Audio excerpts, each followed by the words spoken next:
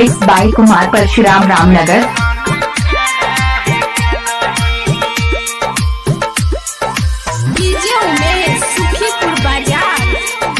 आप अभी सुन रहे हैं रामनगर सहरसा से कुमार परशुराम एंटरटेनमेंट की शानदार प्रस्तुति। हमरा संगे गे जानू बोल ऐसन काहे केलही,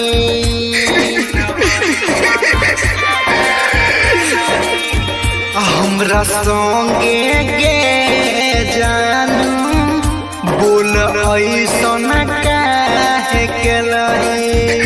दूसरा नामा के मेहदी हाथे गे,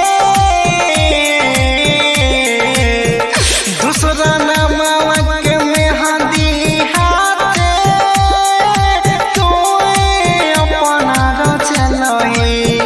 हमरा संगे गे जानू बोल ऐसन काहे केलही।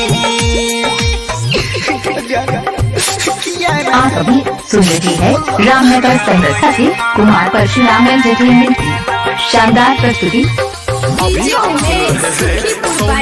वाली से MRS म्यूजिक की शानदार प्रस्तुति।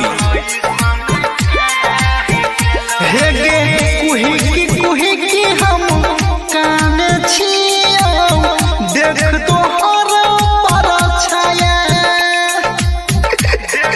गे जाना सुनो हो कोना हमारा छोड़ के दोसर पटल यार नया हे झूठ के हमारा संगे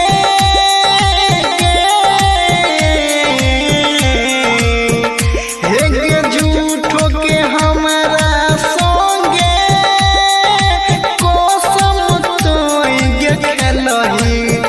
हमरा संगे गे जानू बोल ऐसन काहे केलही।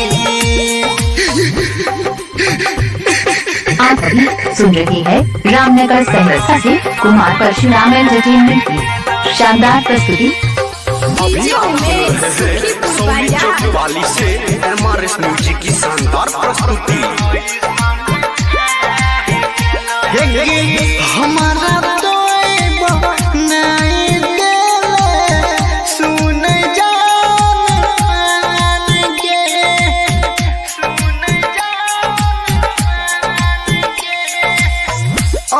अपनाई जीव तोरे चलते जइबो समसान गे। हे छोट महादेव के